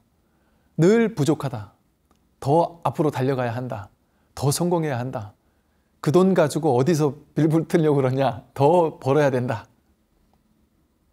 앞만 보고 남들도 그거보다 더 열심히 달리고 있다. 아직도 부족하다. 이런 얘기를 들으며 살았단 말이에요, 우리는. 그러다 보니까 여전히 부족하다는 말이 늘 당연시되어 왔어요. 그러니까 지금 여기서 만족하지를 못합니다. 완전히 만족해도 되는 순간에조차 늘 불안하고 두려움에 떨어요. 미래가 어떨지 모른다라는 생각 때문에. 미래는 진실하지 않습니다. 미래가 있을까요? 내가 생각하는 그런 방식의 미래가 정말 있을까요? 내가 생각하잖아요. 나는 늙고 병들고 죽을 거야 이러잖아요. 정말 그럴까요? 아닙니다. 지금의 여러분은 제가 이제 이렇게 좀 쉽게 표현해 볼게요.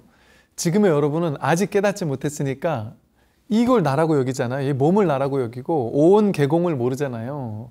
몸과 마음을 나라고 여기잖아요. 그러니까 이 몸을 나라고 여기니까 지금은 내 몸이 늙고 내 몸이 병들고 내가 망하고 내가 괴로워지고 내 자식이 사고치고 내 돈이 없어지고 내 명예가 사라지고 언젠간 내가 죽지라고 생각하잖아요. 그러니까 두려운 거예요. 근데 여러분의 미래가 예를 들어 당장 내일, 일주일 뒤, 한 달 뒤 본문을 듣다가 이 몸이 내가 아니네. 이게 말로만 맨날 듣다가 이게 정말이네 하고 증득이 될 수 있다니까요.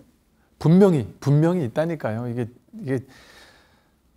이거 그동안 우리 불교에서요. 깨달음은 엄청나게 저 하늘 높이 멀리 있는 거야. 나와는 상상할 수 없이 먼 거리에 있는 거야 라고 고정관념처럼 익혀왔던 거 그거 먼저 버려야 됩니다. 그 생각 때문에 못 깨닫는 거예요. 그렇게 엄청난 거 아니라니까요. 그냥 마음을 비우고 그냥 법문을 들으며 따라와 보셔요. 그러다가 여러분이 예를 들어 일주일 뒤에 이 몸이 내가 아니었구나, 느낌, 생각, 의지, 의식이 내가 아니었구나라는 사실을 깨닫고 나서 이제 삶을 살면서 우리가 뭐 보임이라고 말하는 이렇게 삶을 하루하루 살면서 수행해 나갈 수 있단 말이에요. 그때부터 이제 진정한 수행이 시작된단 말이죠. 이 수행은 막 고된 수행, 막 고행주의 같은 수행이 아니에요. 삶을 즐겁고 재밌게 살면서 이제는 거기서 이런 거 같아요. 옛날에는 힘든 일이 생기면 그게 너무 심각해진단 말이에요. 남들이 말 한마디 하는 거에 끌려가고 욕하면 거기 끌려가고 힘든 일 생기면 거기 끌려가고 이 상황이 진짜인 줄 아니까 그 경계가 진짜인 줄 아니까 진짜 심각한 건 줄 아니까 거기 다 끌려간단 말이에요. 말에 끌려가고 상황에 끌려가고 조건에 끌려간단 말이에요. 그러니까 늘 불안하며 사는 거예요. 언제 내 인생에 뭔 일이 벌어질지 모르니까 얼마나 불안하게 삽니까? 그런데 이 자리를 확인하고 보니까 내가 불안해하는 그게 난 줄 알았는데 불안해하던 그 전체의 어떤 삶의 구조 전체, 나와 너와 삼라만상 온 우주법계 전체, 내가 불안했다 행복했다 하는 그건 왔다 가는 거잖아요. 조건 따라 왔다 가는 거잖아요. 불안 왔다 가죠. 행복 왔다 가죠. 젊음 왔다 가죠. 병 왔다 가죠. 전부 다 왔다 가는 거잖아요. 왔다 가는 건 진짜가 아니란 말이에요. 진실은 그렇게 오고 가는 게 아니란 말이죠. 그 진실에 눈뜨게 되고 실상에 눈뜨게 된다면 어떤 변화가 일어날까요? 나는 늙는 게 아니구나. 나는 병드는 게 아니구나. 나는 죽을 수가 없구나. 불생불멸이구나. 무생법인이구나. 이 자리에는 이 마하무드라라고 아까 말했던 그 자리에는 이 법의 자리, 마음이라는 자리, 불성 본래 면목이라는 자리는 승속이 없습니다. 남자 여자가 없어요. 안팎이 없습니다. 늙고 젊음이 없습니다. 나고 늙고 병들고 죽는 것이 없습니다. 그건 전부 다 한 생각 일으켜서 내가 분별로 만들어낸 창조 작품이에요. 내가 창조주였고 내가 조물주였단 말이에요. 내가 이 세상을 한 생각 일으켜서 만들었다니까요. 여러분 한 생각 일으키지 않으면 온 우주가 있습니까? 부처가 있습니까? 뭐 신이 있습니까? 뭐가 있습니까? 여기서 지금 내가 여기서 한 생각 딱 일으켜야만 이 세상 삼라만상 전체가 창조되잖아요. 미래에 대해 두려워하는 거 이거 미래에 대해서 전혀 그럴 필요 없어요. 그렇게 되리라는 보장이 없습니다. 여러분이 생각하는 것처럼 미래가 두려워지면 어쩌지? 두려워지지 않을 수도 있단 말이에요. 미리 근심 걱정할 필요 없습니다. 지금 미래를 근심 걱정하고 두려워하면 이게 마음이라는 게 인과응보잖아요. 유유상종의 법칙, 끌어당김의 법칙이 업보의 법칙이잖아요. 의업으로, 생각이라는 업으로 지금 미래가 두려울 텐데 미래가 잘못되면 어쩌지? 미래가 서글퍼지면 어쩌지? 미래에 늙고 병들면 어쩌지? 그 생각을 자꾸 강화시키면 업 따라간단 말이에요. 업보로. 그걸 두려워하면 그런 현실이 벌어진다니까요. 근데 그런 두려움을 지금부터 할 필요 뭐 있습니까? 지금을 누리면 돼요. 아직 오지 않은 괴로운 걸 끌어당기면서 괴로워할 필요 없이 지금 내가 몸이 어디가 좀 아파도 그나마 그래도 내가 이렇게 살 수 있으니까 얼마나 행복한가. 이렇게 누릴 수 있으니 얼마나 행복한가. 이렇게 법문 들을 수 있으니 얼마나 행복한가. 아이들과 이렇게 살 수 있으니 얼마나 행복한가. 비싸고 뭐 비싼 집에서 비싼 음식 먹으며 살지 못해도 비싼 가방, 비싼 옷 입고 이러지 못하더라도 이렇게 살 수 있다는 것이 얼마나 행복한가. 자, 우리 중생들은 살아가면서 항상 업을 짓는다고 했습니다. 그렇죠? 항상 업을 짓는다. 근데 업은 크게 두 가지로 나누어진다라고 말씀을 드렸습니다. 그래서 업이라는 것은 부처님 경전에 의도라고 되어 있습니다. 무엇이라고 되어 있다? 의도. 근데 의도는 크게 두 가지 의도가 있다는 뜻이겠죠. 좋은 의도와 나쁜 의도. 이제 슬슬 기억나세요? 예. 그래서 좋은 의도로 우리가 어떠한 행위를 지었을 때 우리가 그것을 선업이라고 합니다. 그렇죠? 그거 나쁜 의도, 나쁜 생각, 나쁜 마음을 가지고 어떠한 행위를 지었을 때 그것을 악업이라고 합니다. 이와 같이 우리가 지은 선업과 악업의 모든 정보가 우리 무의식에 그대로 저장이 됩니다. 그 완벽하게 저장되어진 업의 정보 창고를 우리가 두 글자로 뭐라고 한다고 했죠? 그렇죠. 업식이라고 한다. 업식, 업의 의식이라는 겁니다. 그래서 사람이 죽으면 무엇만 남는다? 그렇죠. 요 업식만 남아요. 여러분 이제 이 세상을 떠나시면 오로지 따라오는 것은, 오로지 남는 것은 하나밖에 없습니다. 무엇이다? 업식. 그 업식이 우리의 다음 생의 행복과 불행을 결정한다라는 것을 저번 시간에 제가 조금 자세하게 말씀드렸던 것 같습니다. 이제 기억나세요? 아이고 다행이다. 네, 그렇죠. 자, 그래서 우리가 이렇게 지었던 이 강력한 업의 에너지에 의해서 내가 선한 의도로 지었던 선업은 우리에게 행복을 불러다 줍니다. 내가 전생에 과거에 지었던 악한 의도로 지었던 악업의 에너지는 우리를 하여금 이번 생에 불행한 일에 자꾸 만들게끔 합니다. 그래서 제가 여러분들께 강조해서 드렸던 말씀이, 여러분 우리 앞에 펼쳐진 행복과 불행의 모든 업은 누가 지은 것이다? 내가 지은 것이다. 다 내가 지은 업. 결국 행복과 불행의 모든 뿌리는 나에게 달려 있었구나라는 것을 여러분들한테 누누하게 이제 강조를 하였습니다. 자, 그러면서 제가 여러분들한테 대신 이런 말씀을 드렸죠. 우리 불교에서는 운명을 바라보는 세 가지의 잘못된 견해가 있다. 이것을 삼종외도라고 부른다. 기억나시죠? 이것도? 그 삼종외도가 첫째, 운명에 대해서 잘못 생각하는 세 가지 견해 중에 첫째가 모든 것은 신에 의해서 이루어진다. 조물주에 의해서 이루어진다. 이거 아니라고 했죠? 예, 저번 시간에 아니라고 제가 설명을 드렸습니다. 두 번째는 뭐였죠? 눈빛이 흔들려요? 그렇죠. 우연에 의해서 이루어진다. 모든 것은 운에 의해서 이루어지는 것이다. 이것도 잘못된 견해이다. 근데 세 번째가 가장 헷갈리는 것일 거예요. 많은 불자분들이 가장 헷갈리는 게, 우리가 이번 생에 살아가는 모든 운명이라는 것은 내가 전생에 지은 업에 의해서 모든 것이 결정되어져 있다. 맞다고 했어요? 틀리다고 했어요? 네, 그렇죠. 기억해 주셔서 고맙습니다. 아니라고 했죠. 왜냐? 전생의 모든 업이 결정되어져 있다면 내가 이번 생에 노력할 필요가 있다 없다?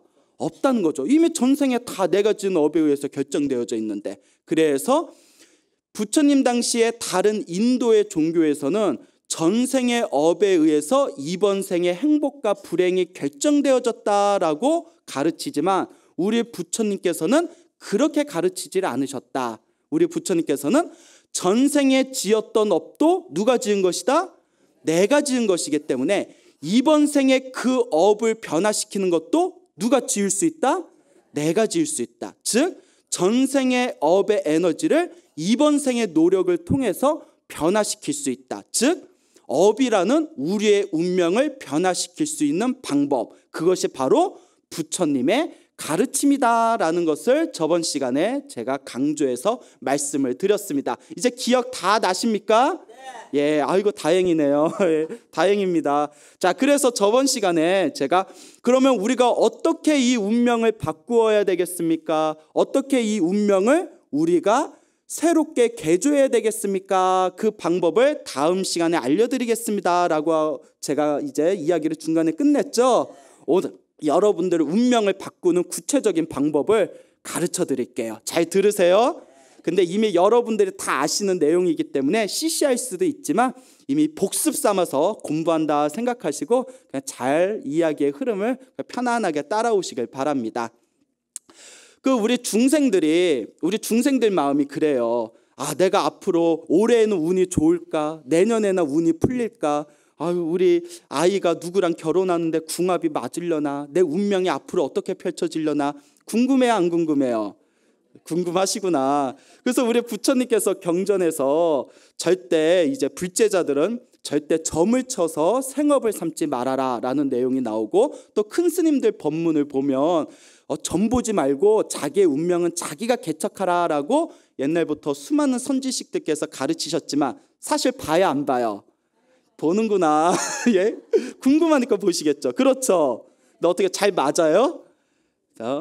다들 고개를 갸우뚱 맞는 것 같기도 하고 안 맞는 것 같기도 하고. 자, 그래서 우리가 너무 우리의 앞으로 펼쳐질 운명이 너무 궁금하다 보니까 사주팔자를 보는 경우도 있고 관상을 보는 경우도 있습니다. 그렇죠. 여러분 어떻게 관상 좀 보셨습니까? 예, 관상은 안 보셨어요? 자, 옛날에도 이 관상하고 얽힌 그런 불교의 재미난 이야기가 있습니다. 우리가 이번 생에 타고 태어나는 사주팔자라든가 관상이라는 것은 전생에 내가 지었던 업의 흐름, 에너지가 얼굴로 드러나면 관상이라 하고, 태어난 날, 연월 일시로 따지면 사주팔자다라고 해서 그것을 유추해서 전생에 어떤 업을 지었고 이번 생에 행복한 일이 많이 생기겠다, 불행한 일이 많이 생기겠다, 이런 식으로 우리가 따져보지 않습니까? 그렇죠. 예. 근데 요새는 관상 잘 보는 사람들이 있는지는 제가 잘 모르겠습니다. 그런데 과거에 큰 스님들 그런 이야기들을 보면 과거 옛날에는 관상을 잘 보던 그런 점술가들이 좀 있었나 봐요. 옛날 중국 오나라 시대에 지장이라는 법명을 가지신 그런 젊은 스님이 계셨습니다. 이 지장 스님이 굉장히 머리가 똑똑하고 아주 총명하셨대요. 이 지장 스님이 어느 날 우연히 관상을 기가 막히게 잘 보는, 열을 보면 열을 다 맞춘다는 유명한 점술가 관상쟁이랑 서로 이제 만나게 되었습니다. 그래서 그 점술가가 딱 이 지장 스님의 얼굴을 딱 보고 관상을 살펴보시더니 한숨을 에휴 하고 푹 내쉬는 거예요. 여러분, 내 관상 봤는데 점술가가 한숨 푹 내쉬면 기분 좋아요, 나빠요? 나쁘죠. 그래서 이 지장 스님이 왜 안 좋은 일이 있습니까? 라고 물어보니까 이 점술가가 하는 얘기가, 스님의 타고난 재능은, 스님의 타고난 촌명은 하늘이 내리신 바입니다. 다만 안타까운 게 수명이 너무나 짧습니다 라고 얘기를 하더래요. 그 얼굴 보면 보이나 봐요. 예? 수명이 너무나 짧습니다 스님. 이러니까 이 지장 스님이, 그러면 제가 한 몇 살까지 살겠습니까? 길어야 31살입니다 이러더래요. 31살. 아이고, 31살이라네요. 그때 지장 스님 나이가 29살이었다고 합니다. 예? 여러분 29살에 관상을 봤는데 아이고 수명이 31살뿐이 안 되는구나 소리 들으면 기분 좋아요, 나빠요? 나쁘죠. 아마 성격 거친 사람은 그 자리에서 멱살을 잡고 이놈의 자식이 이럴지도 몰라요. 너무 기분 서운해가지고. 지장스님이 고개를 끄덕이더니 그것도 다 제가 지은 업이겠죠 하면서 고맙다라고 말을 하고는 이제 둘이 서로 헤어지게 됩니다.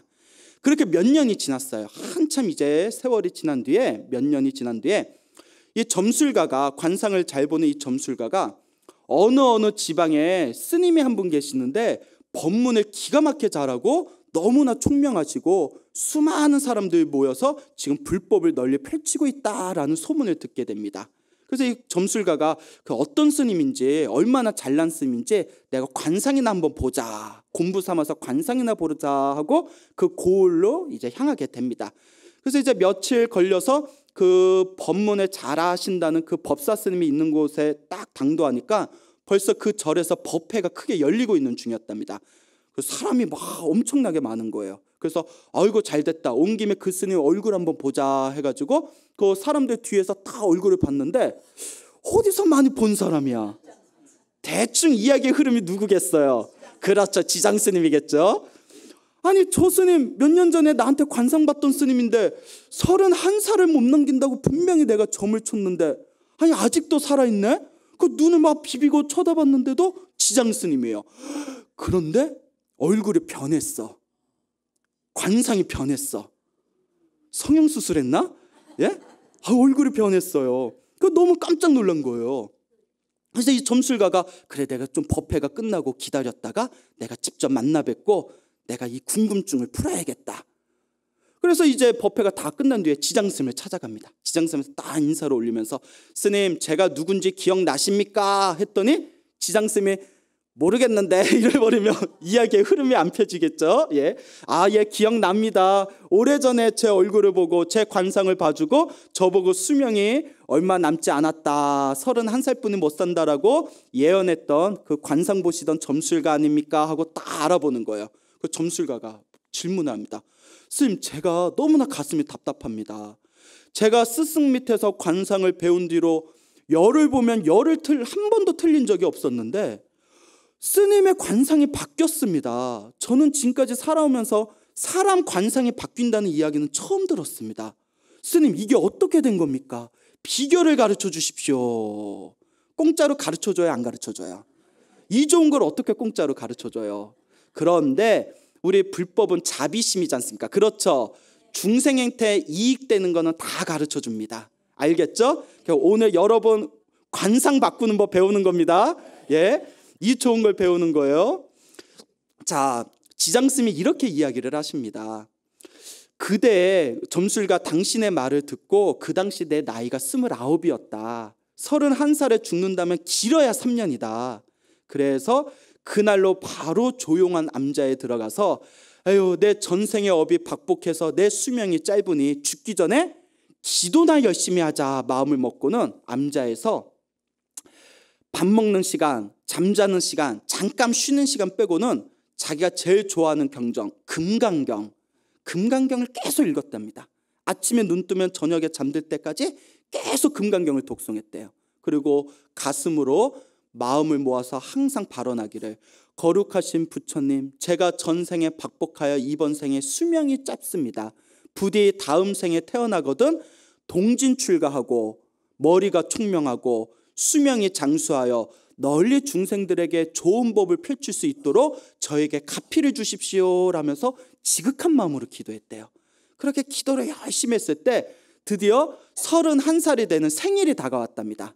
아, 오늘이 약속한 그 31살이구나. 이제 내 생일이구나. 정말 이제 내 수명이 닿을 때가 왔겠구나. 그래서 깨끗한 물에 목욕을 한 뒤에 새 옷을 갈아입고 자, 죽기 전에 마지막으로 기도나 더 열심히 하자 하는 마음으로 지극하게 금강경을 독송했답니다.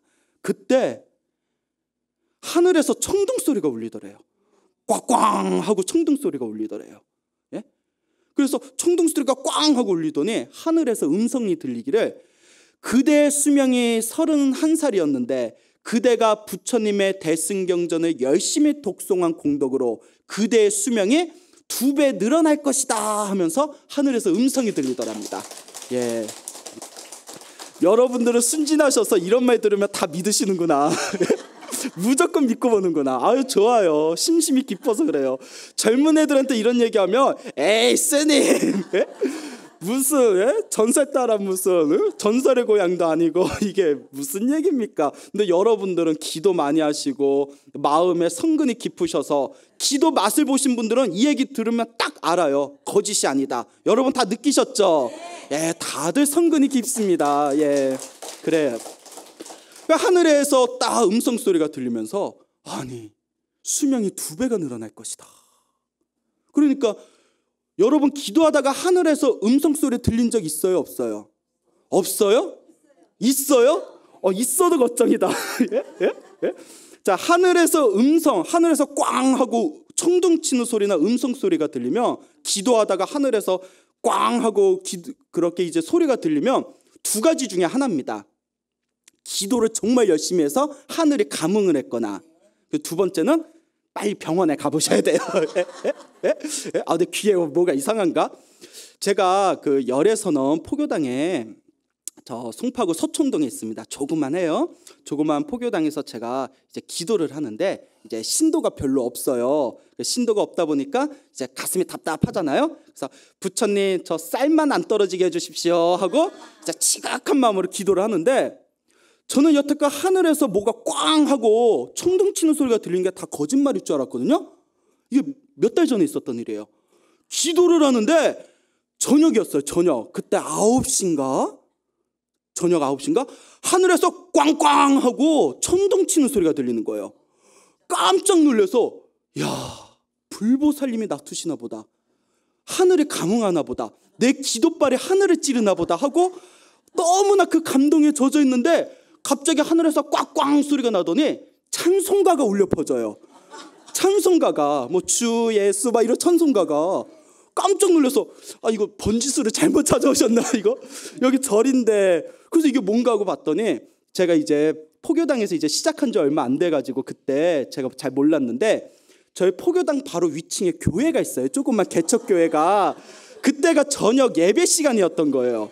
그 꽉꽝 그게 드럼 치는 소리였고 그 기도에만 집중하다 보니까 드럼 소리인 줄 모르고 그 천둥 소리인 줄 알고 그랬던 적이 있었어요. 아쉽죠? 예, 저도 아쉬워요. 예. 자, 여하튼 하늘에서 그렇게 이제 큰 음성 소리가 들리면서 이제 지장 스님이 31살이 넘었는데도 이제 몸이 아주 건강한 겁니다. 그리고 그 뒤로 이제 내가 불보살의 가피로 내 수명이 늘어났으니 이 은혜를 갖기 위해서 내가 널리 불법을 펼쳐야 되겠다라는 거 이제 원력을 세우면서 이제 그 개선사라는 절, 중국에 있는 그 개선사라는 절에서 널리 이제 법을 펼치게 되었던 겁니다. 이 이야기를 듣고 그 관선 보던 점술가가 그 자리에서 눈물을 펑펑 쏟으면서 저는 지금까지 중생이 자기가 타고난 이 운명, 이 업은 못 바꾸는 줄 알았습니다. 그런데 오늘에야 드디어 봤습니다. 옛부터 제가 듣기를 세속의 지혜로서는 불법의 신묘함을 헤아리기 어렵다 하더니 오늘에야 제가 이 불법의 신묘함을 증험하였습니다 하면서 지장스님께 선배를 올리는 그런 내용이 고승열전에 보면 나옵니다. 옛날 중국에서 만들어진. 그래서 이 지장스님이 열심히 법을 펼치셔서 여러분 양무제 들어보셨죠? 양나라 불심천자라 불렸던 양무제. 이 양무제 시대에 그 양나라 시대의 불법을 가장 널리 전한 3대 법사 스님 중에 한 분이 바로 이 개선사 이 지장법사 스님이 되겠습니다. 아시겠죠 여러분? 이렇게 우리 운명을 바꾼 이야기가 우리 경전이나 옛날 큰 스님들 고승전에 보면 그 옛날의 기록들이 다 남겨져 있습니다. 자, 오늘부터 여러분 무엇을 열심히 해야 되겠어요? 기도를 열심히 해라. 선생님 그러면 금강경 해야 됩니까? 아닙니다. 금강경도 좋고 법화경도 좋고 천수경도 좋습니다. 우리 불자님들 보면 천수경 신묘장구다라는 열심히 하다가 누가 야 금강경 하니까 죽을 운명이 바뀌고 수명이 2배 늘어났대. 그 금강경으로 바꿀까? 또 이제 금강경도 바꿔서 열심히 하다가 야 누가 그러는데 법화경이 경전 중에서 최고래. 그럼 법화경을 할까? 예? 그 법화경을 또 열심히 읽다가 아니래. 말법 시대에는 광명진언 그 짧은 거 열심히 외우는 게 최고래. 그럼 광명진언을 할까? 예? 아니 무슨 부처님 가르침, 부처님 기도법이 무슨 버스 정거장도 아니고 여기 갔다 저기 갔다. 그러니까 여러분들한테 맞는 거 하나만 열심히 하시면 됩니다. 알겠죠? 금강경 하시던 분들은 금강경 열심히 하시면 되고 법화경 하시던 분들은 법화경 열심히 하시면 됩니다. 어떤 경전을 독송하고 기도하든 가장 중요한 것은 바로 무엇이다? 정성입니다. 정성. 알겠죠? 정성스럽게 정진하는 거. 그게 가장 중요하다라는 것을 기억하시길 바랍니다.